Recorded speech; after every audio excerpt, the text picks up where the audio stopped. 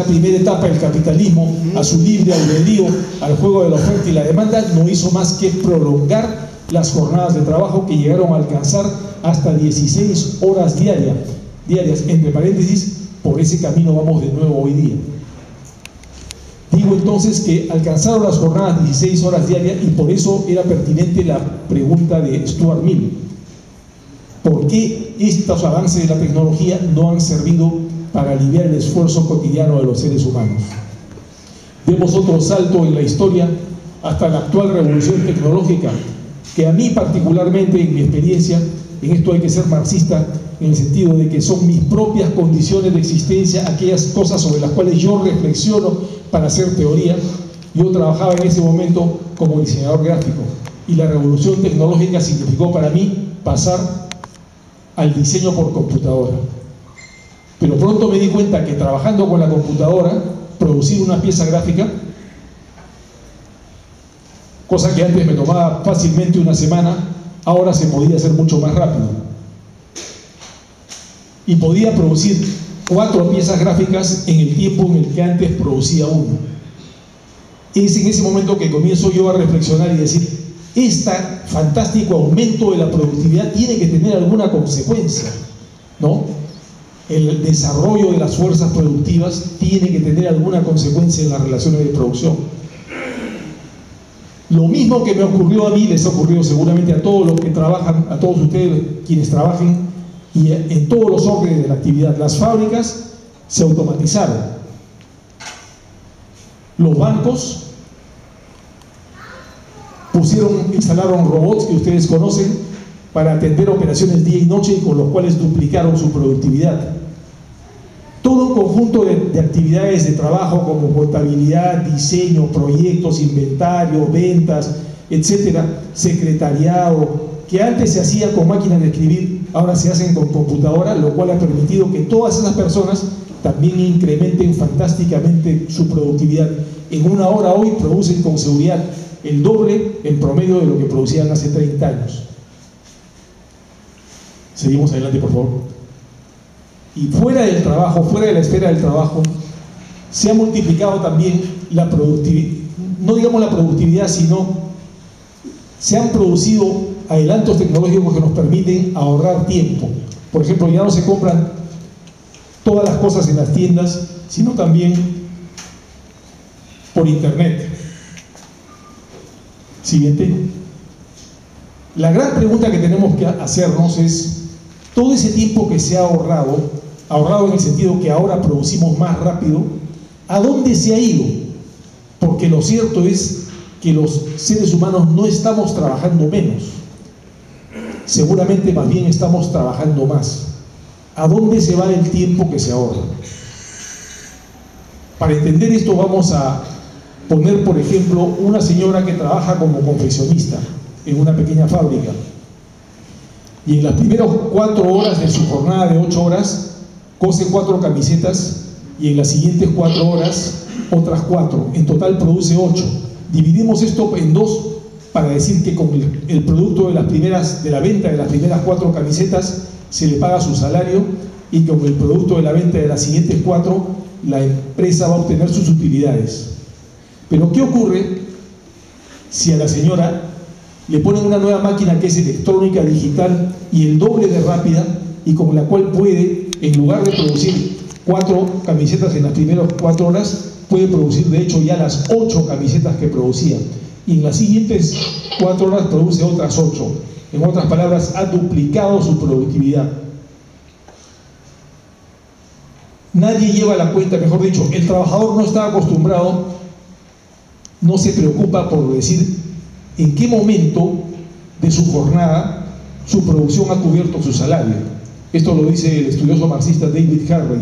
Ojalá sonara una campanita en el momento en que la señora ha cosido las 4 camisetas y en ese momento sabría que ella ya cubrió su salario y que todo lo que siga produciendo va a ser para el capital.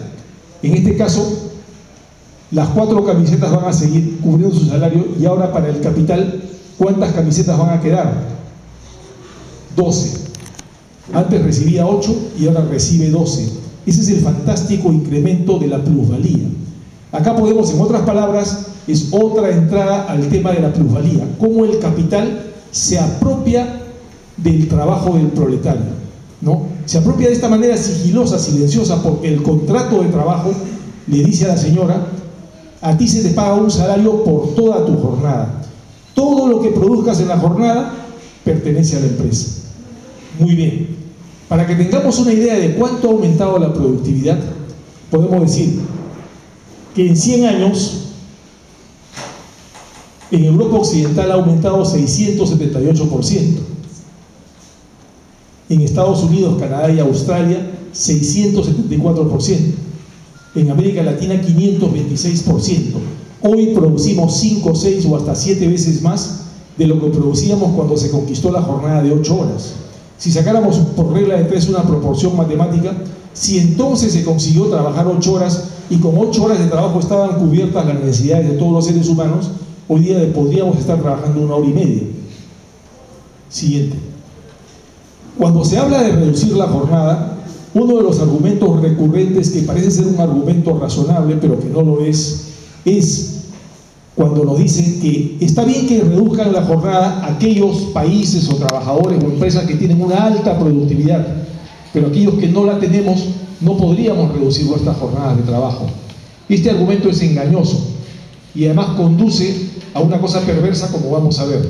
Supongamos que en este lado tenemos una trabajadora que produce en su jornada 4 camisetas en su jornada de 8 horas, y al otro lado hay en otra empresa más avanzada o en otro país con una mejor tecnología y una mejor capacitación, en el mismo tiempo de trabajo se producen más camisetas. Entonces, como consecuencia de ello, la primera trabajadora recibe un salario menor y la otra un salario mayor, que está en proporción con su productividad. Si la primera empresa donde labora esta trabajadora quisiera emular la productividad de la otra, lo que debería hacer es mejorar la capacitación de sus trabajadores y innovar la tecnología, hacer innovación tecnológica, ¿no es verdad? Pero acá entra este argumento neoliberal que nos habla de tomar un atajo y le dice a esta primera empresa: yo te voy a decir una manera con la cual tú puedes emular la productividad de la otra empresa más avanzada sin necesidad de capacitar a los trabajadores ni de invertir en innovación tecnológica. ¿Y cuál es ese método tan sencillo? En vez de trabajar 8 horas, vas a trabajar 12 horas. Entonces, de esa manera, incrementas la productividad y equiparas la productividad de la competencia. ¿Qué ocurre entonces? ¿Se va a quedar cruzado de brazos la otra empresa? No. La otra empresa va a decir: si en el otro lado están trabajando ahora 12 horas, nosotros también vamos a trabajar 12 horas y vamos a volver a sacar ventaja en la productividad. ¿Qué es lo que está ocurriendo en este gráfico? Está ocurriendo lo que ocurre en todo el planeta de hace 20 años, lo que se ha dado en llamar la carrera hacia el fondo, race to the bottom, es decir, competir en el mundo para ver quién es capaz de degradar más las condiciones laborales para ganar competitividad. Este tipo de competitividad, que debemos llamar competitividad espuria, ilegítima, desleal. Pero por medio de esta competitividad espuria, ilegítima, desleal, es que se está degradando las condiciones de trabajo en todo el mundo, porque en esta carrera está embarcado el planeta entero, desde que los neoliberales han alcanzado la conquista de la desregulación, es decir, levantar las regulaciones, establecer la famosa flexibilización laboral, por medio de la cual se obtiene todo este resultado.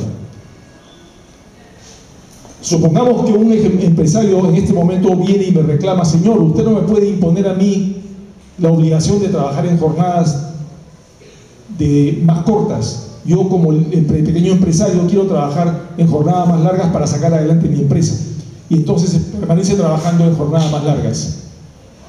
Pero en esa empresa tiene un colaborador que, cuando ve que el patrón está trabajando en jornadas más largas, le va a decir: yo también voy a poner el hombro para sacar adelante la empresa y voy a trabajar también voluntariamente en jornadas más largas. Y probablemente hay otra trabajadora que, cuando ve que los otros dos están trabajando en jornadas más largas, va a tener vergüenza de irse a las 5 o 6 de la tarde, y además va a pensar: si me voy muy temprano, me van a comenzar a mirar mal y corro el riesgo de perder el trabajo. Pero la cosa no termina ahí, porque al lado de esta empresa está la empresa de la competencia. Y cuando en esa empresa ven que al costado han prolongado las jornadas de trabajo, el patrón va a llamar a sus trabajadores y les va a decir: nosotros también tenemos que prolongar las jornadas de trabajo, porque si no lo hacemos, nos van a desplazar del mercado. Es esta la carrera en la que se encuentra, repito, embarcado el planeta entero. La competitividad espuria, la carrera hacia el fondo por degradar las condiciones laborales. Esto entonces es un efecto en cadena que se ha producido a nivel planetario. Esto es una representación en pequeña escala de lo que está ocurriendo en el mundo entero, desde que los llamados tigres del Asia, ¿no?, estos países del neocapitalismo como Singapur, Hong Kong, Corea, etcétera, empezaron a trabajar en jornadas más largas con salarios más bajos y fueron conquistando el mercado mundial. Esta es una ola que se ha venido extendiendo de continente a continente, ¿no? Ha llegado a Sudamérica, ha rebotado en Europa, donde en cierto momento se habló de implantar las 35 horas semanales, y ahora se ha retrocedido hasta el punto, en Europa digo, de que hace 2 o 3 años se autorizó jornadas semanales de 60 y hasta de 65 horas. Es decir, estamos volviendo al siglo XIX. Siguiente. De manera concomitante con este fenómeno de la precarización laboral, de la sobreexplotación del trabajo, se produce el agujero negro del desempleo. La oleada gigantesca de los despidos masivos. ¿Por qué? Si regresamos al ejemplo de nuestra confeccionista y vemos que ella trabaja en una fábrica donde trabajan varias señoras que hacen el mismo trabajo y entre todas ellas producen la cantidad de camisetas que vemos al costado, ¿qué ocurre si a la mitad de ellas les ponen nuevas máquinas que son más modernas y el doble de rápidas, con la cual pueden producir el doble? Lo más probable que ocurrirá en esta empresa es que tarde o temprano la otra mitad serán despedidas, porque ellas solas se pueden hacer cargo de toda esta producción. Esto es lo que ha conducido entonces, como decimos, en el mundo a la gigantesca oleada de despidos masivos, de reestructuraciones de personal que se viene produciendo hace décadas, donde cada semana se pueden anunciar en los periódicos reducciones de la plantilla de las grandes corporaciones en términos de 10.000 trabajadores o 20.000 trabajadores. Siguiente. Unida a la ola de los despidos masivos, al agujero negro del desempleo, está la de la precarización, como dijimos, o la tercerización, mediante la cual, como ustedes saben, los servicios, como se les conoce acá en el Perú, se subcontratan partes del proceso de producción, pero estas empresas subcontratistas son empresas donde ya no rigen las leyes laborales.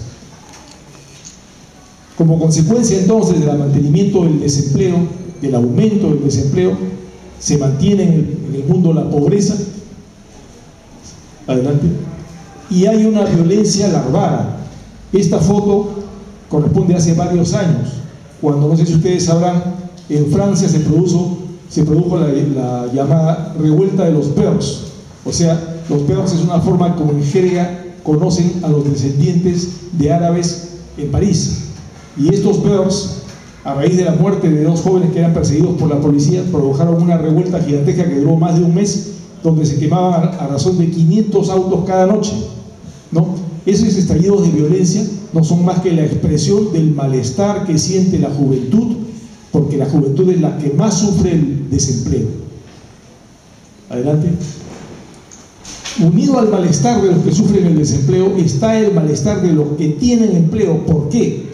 Porque se les presiona para trabajar en jornadas más largas, para trabajar de manera más intensa, se les exige que se comprometan en cuerpo y alma con la empresa, que se pongan la camiseta, y además lo hacen permanentemente con el temor de que en cualquier momento pueden perder el puesto de trabajo, ser despedidos porque hay una reducción de personal.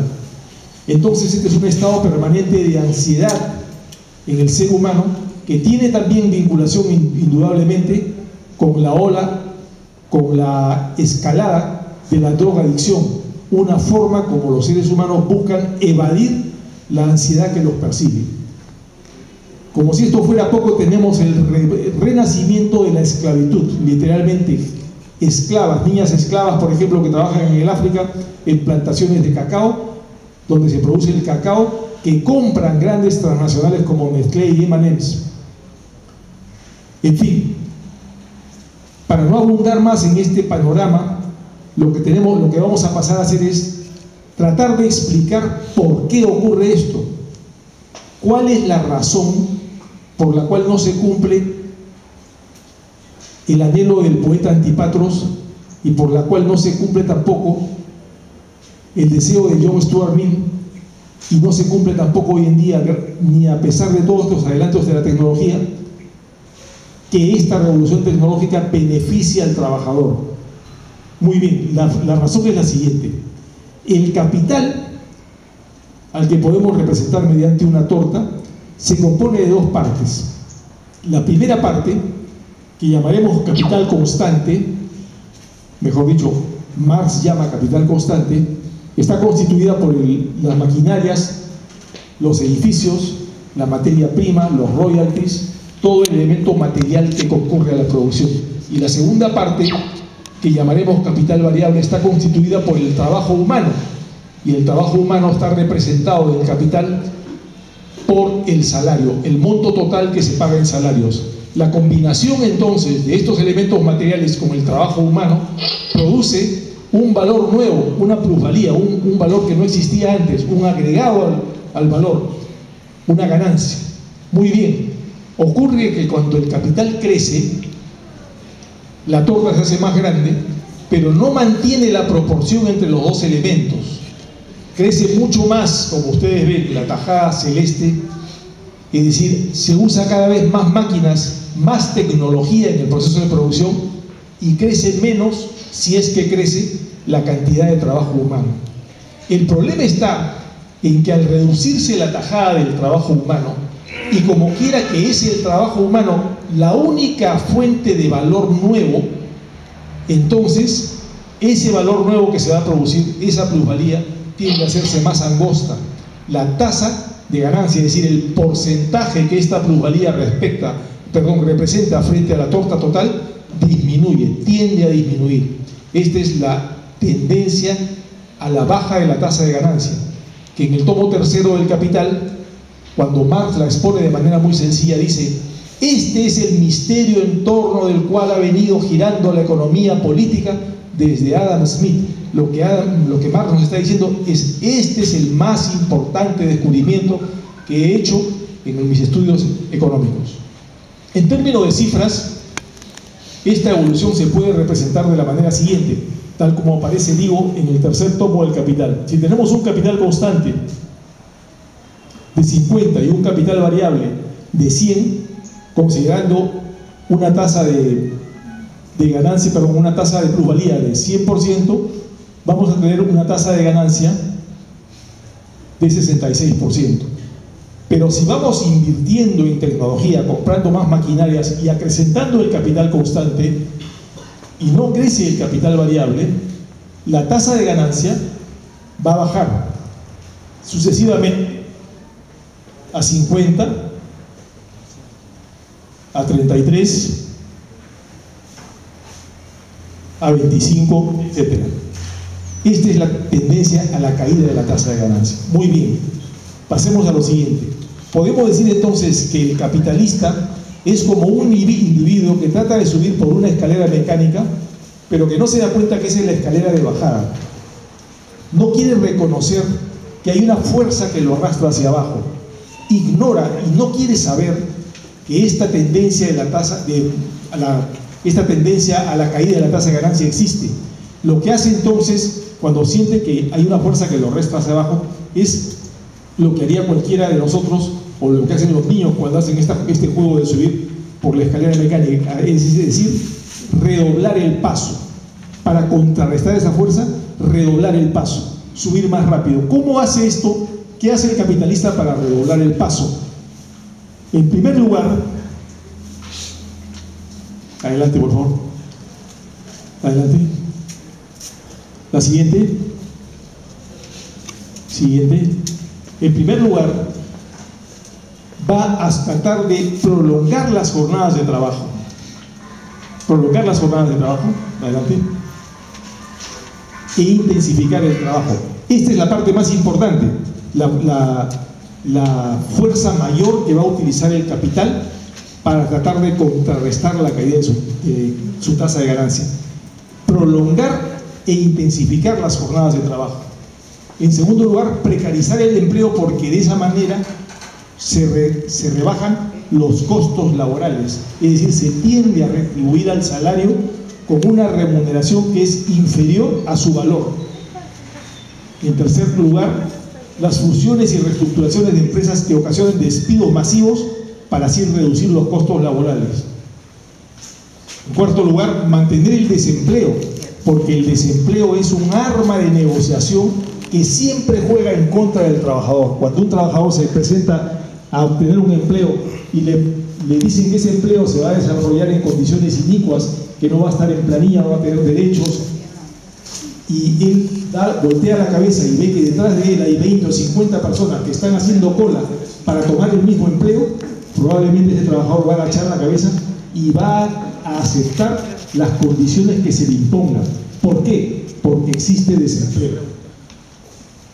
En quinto lugar, lo que hace el capital es globalizar los mercados, aumentar el comercio internacional, aumentar la rotación internacional del capital. Y finalmente, cosa que también es muy actual, la especulación financiera. Se acumula un gran monto de capital financiero que se dedica a especular, y especular significa producir artículos o bienes financieros, bonos, valores financieros que tienen una tasa de ganancia artificialmente elevada para producir la ilusión de que el capital tiene tasas más altas de ganancia, que es lo que se llama inflar las burbujas financieras que luego de un tiempo, como ustedes bien saben, estallan. Además de ello, podemos agregar, valga decir, que las causas anteriores que acabo de exponerles son más o menos las mismas, casi exactamente igual como las expone Marx en el tercer tomo del Capital, para que vean ustedes la portentosa vigencia que tiene hoy el pensamiento de Marx. Como dijo en 1998 el filósofo Oscar Necht, es una de las ironías de la historia. El capital hoy está funcionando exactamente como lo describe Carlos Marx en su libro El Capital.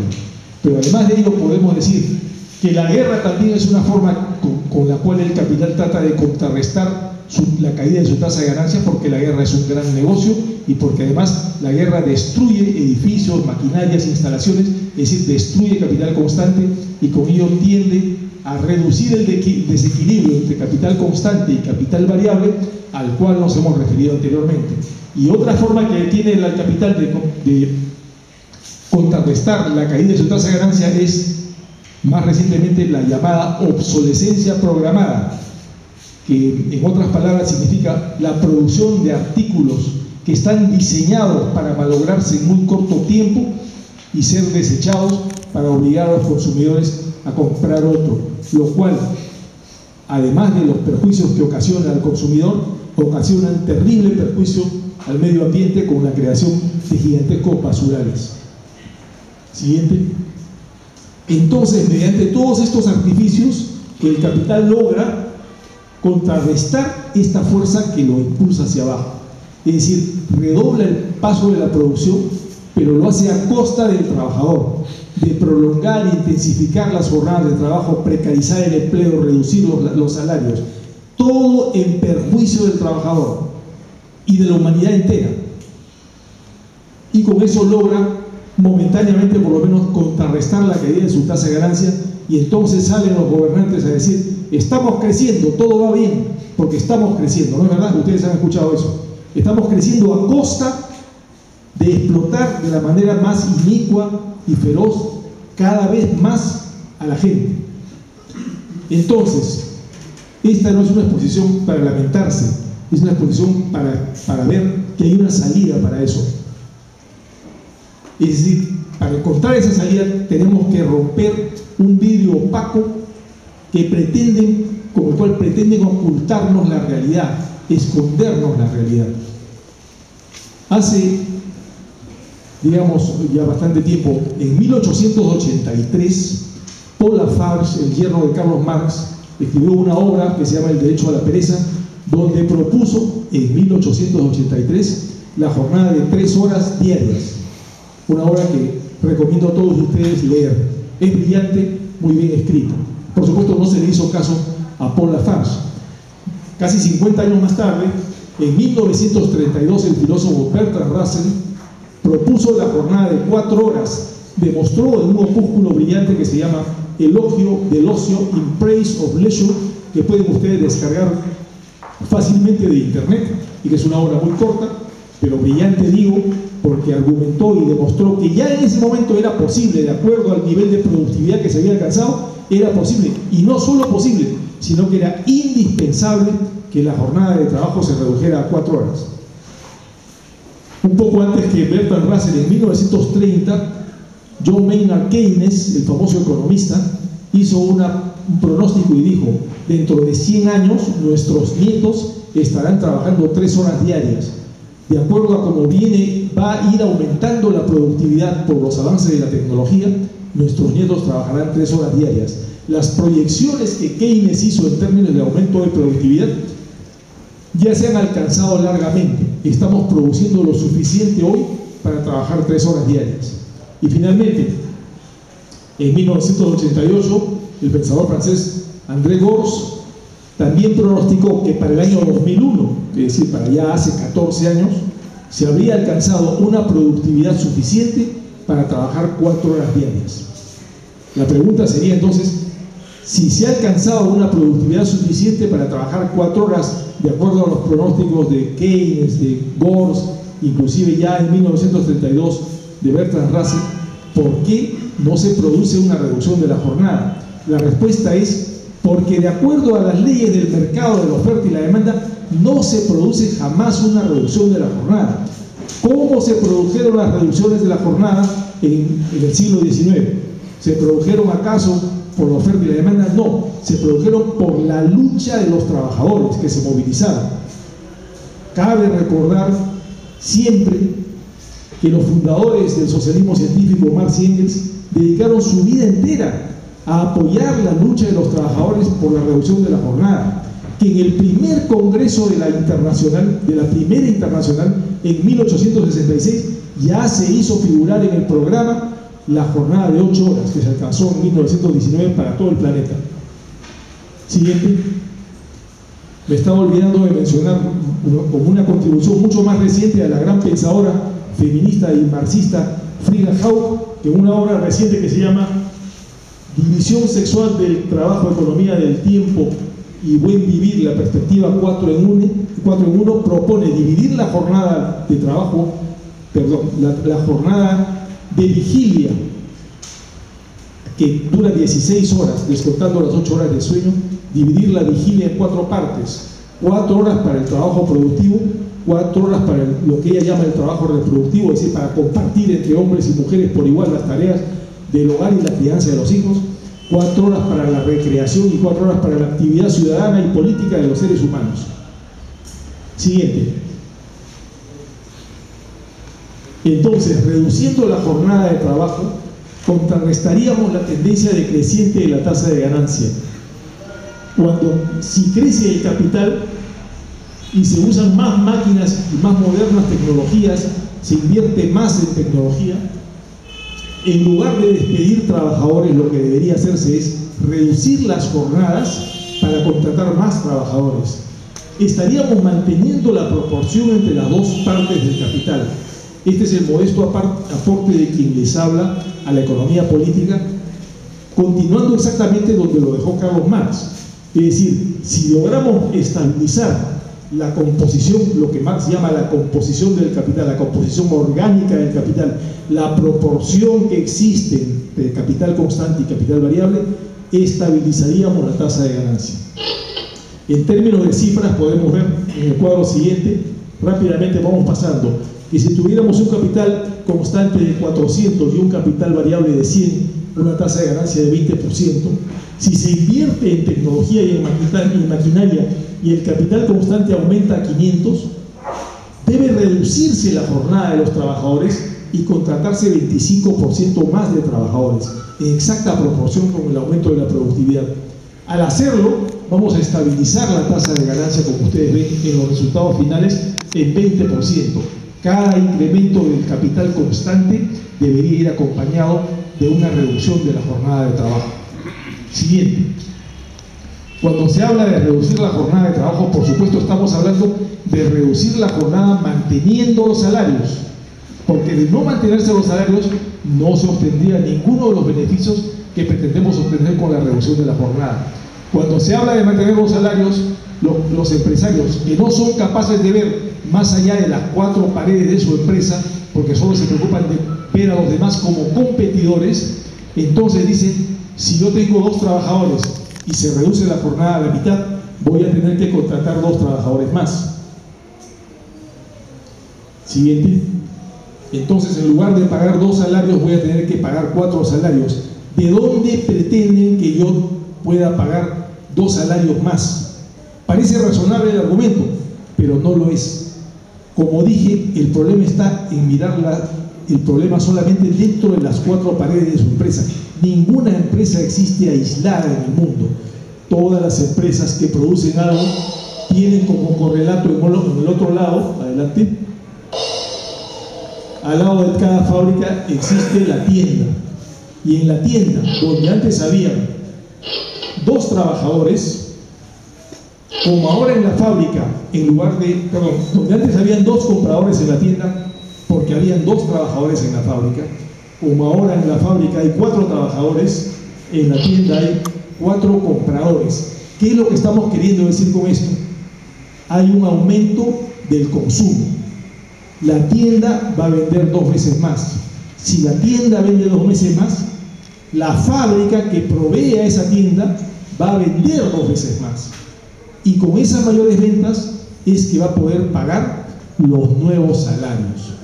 Esa es la respuesta a ese argumento engañoso que pretende decirnos que las empresas no podrían pagar los nuevos salarios. Es falso. Contratar un nuevo trabajador no es una carga para ninguna empresa. El trabajador viene con su pan bajo el brazo. ¿Cuál es ese pan bajo el brazo? Su salario, que una vez que lo cobra, lo hace consumidor y entonces reactiva la economía. Pero hay algo más importante que todo lo que hemos dicho, más importante que estabilizar la tasa de ganancia, en fin, la ganancia de las empresas. ¿Qué es eso?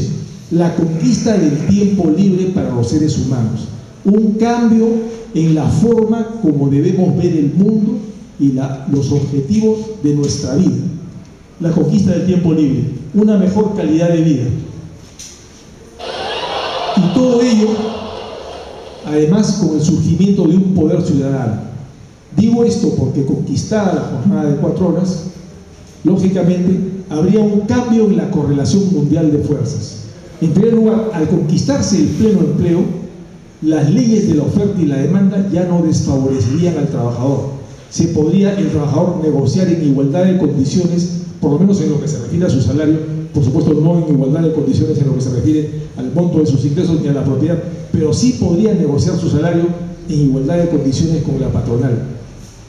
Y además de ello, tendría el ciudadano tiempo libre para dedicarlo a sus actividades, es decir, a su comité barrial, al comité de defensa del ambiente, al partido político, etc. Es decir, ciudadanos activos que puedan defender sus derechos, a diferencia de lo que hoy tenemos, trabajadores que son explotados 14 o 16 horas diarias y que no tienen tiempo para participar en la vida ciudadana. Además de ello, además de todos estos beneficios, la reducción de la jornada tiene costo cero.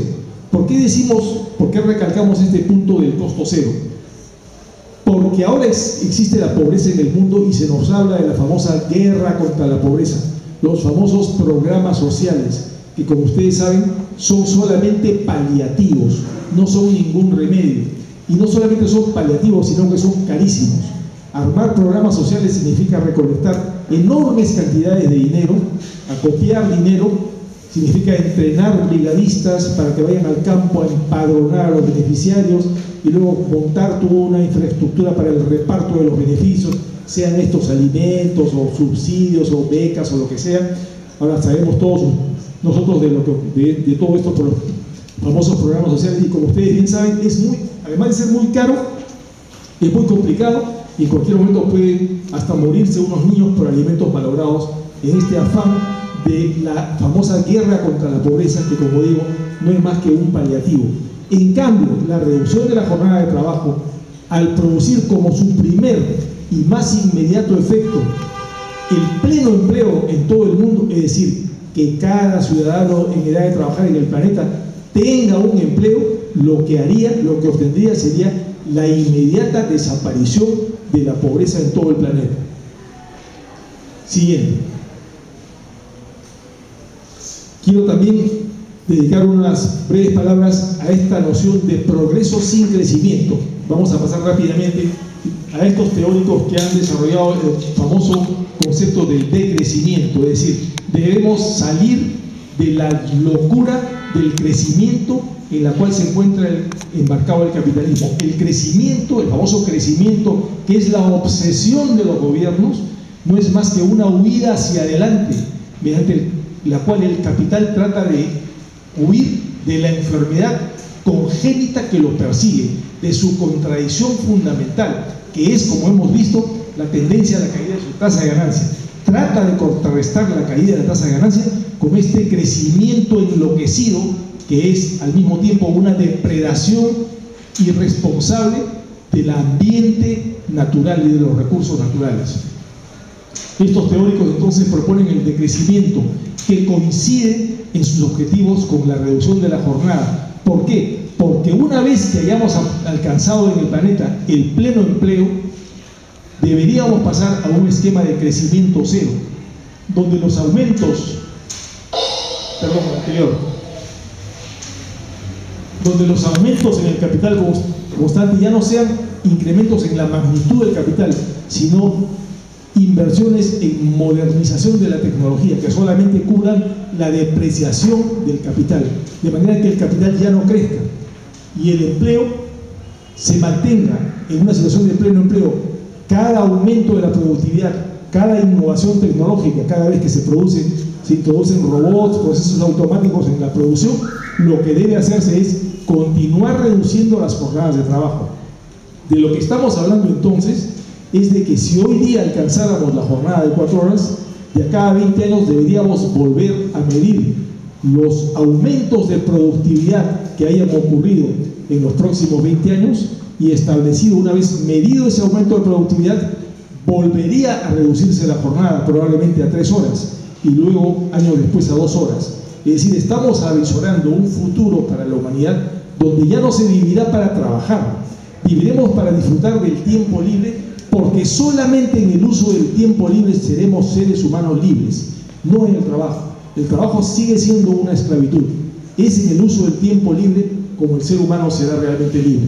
Entonces, resumiendo rápidamente, diremos que obtendríamos el pleno empleo, una economía estable, tiempo libre para todos los seres humanos, una mejor calidad de vida, el surgimiento de un poder ciudadano, todo ello con costo cero, y finalmente preservando el ambiente, pasando a un esquema de crecimiento cero. Siguiente. ¿Qué tenemos que hacer para conseguir esto? Una sola cosa que se nos encomendó hacer hace más de 150 años y que no hemos conseguido hacer hasta ahora: unir a los proletarios del mundo para desencadenar una lucha mundial semejante a la que hubo por la jornada de 8 horas, una lucha mundial del proletariado para la conquista de la jornada de 4 horas. Cuando se habla de una lucha mundial del proletariado, no faltan quienes ahora, siguiente, nos dicen que el proletariado ya es una fuerza minoritaria, porque los obreros en las fábricas son ahora mucho menos, justamente por el avance de la tecnología. Se confunde esto porque obrero no es exactamente igual a proletario. Proletario, según la definición de Marx, es todo aquel que, como no es propietario de un medio de producción, para subsistir tiene que vender su fuerza de trabajo en el mercado. Entre paréntesis, es lo que yo hago. Yo vivo de vender mi fuerza de trabajo en el mercado. es decir, con el movimiento del lapicero me procuro el sustento. Entonces acá viene una frase muy inteligente del economista marxista John Holloway, que dice: estar sentado toda la jornada delante de una computadora es tan manual, ojo con esto, como estar sentado delante de un telar. Ambos son proletarios. La diferencia está en que si le preguntamos a esta señora que está delante del telar, ¿es usted una proletaria?, nos va a decir por supuesto que sí. Y si le preguntamos a la señorita que está delante de la computadora, ¿es usted una proletaria?, se va a reír y va a decir por supuesto que no. Pero sí lo es. Lo que nos falta entonces es hacer un trabajo para que esta mitad del proletariado mundial, lo que David Hooks ha llamado el proletariado informático, tal vez es una forma como podríamos llamar, se dé cuenta de que es proletariado y unir entonces a todo el proletariado, y en ese momento habremos despertado a un gigante dormido. Es decir, la más poderosa fuerza que existe en el planeta, la única fuerza capaz de contrarrestar a esta ofensiva del capital, de derrotar al capital, ¿no?, e imponer la fuerza, por supuesto, la fuerza democrática y pacífica de los trabajadores, un nuevo orden de cosas a nivel planetario. Esa fuerza es el proletariado. Siguiente. Para conquistarlo, entonces, tenemos que hacer una movilización con miras a convocar a una huelga mundial, o una cadena de huelgas, si se quiere, por la jornada de 4 horas. Siguiente. Esta conquista de las 4 horas no sería más que un programa mínimo, y podríamos, una vez lograda esta conquista, plantearnos un programa máximo. Es decir, para mí, esbozado muy en gruesas líneas, el establecimiento de un gobierno mundial de los trabajadores que dé solución a los problemas mundiales. Los problemas actuales son problemas mundiales. El capital está mundializado, se mueve por el planeta a su real antojo y libre albedrío. No podemos resolver los problemas fundamentales del mundo si no es con soluciones mundiales, y esas soluciones mundiales solo las podrá dar un gobierno mundial, por supuesto con control ciudadano y total transparencia. Bueno, este pensamiento, esta conferencia que les acabo de dar, es un resumen de lo que estaba expuesto en este libro Manifiesto del Siglo XXI, que ya está agotado. Luego, en mi libro Abre el Viejo, agregué en la segunda edición un anexo que también brevemente resume lo que les acabo de exponer. Y finalmente tenemos, si es que lo tenemos ahí, no recuerdo, bueno, lo mostró el compañero Ayala hace un momento, mi libro El Socialismo en 4 horas, del cual hay algunos ejemplares a disposición de ustedes, y por lo cual he terminado y les agradezco mucho su atención.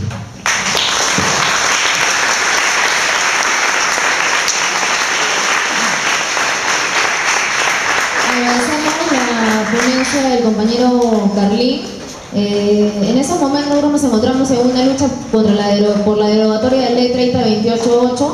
Nosotros estamos convencidos de que esta lucha y este debate que se ha iniciado no termina con la derogatoria de la ley. Es momento de empezar a debatir y reflexionar sobre temas laborales como este, por ejemplo, el de la jornada laboral, el tema de la Ley General del Trabajo, el salario mínimo, entre otros casos, entre otros temas más.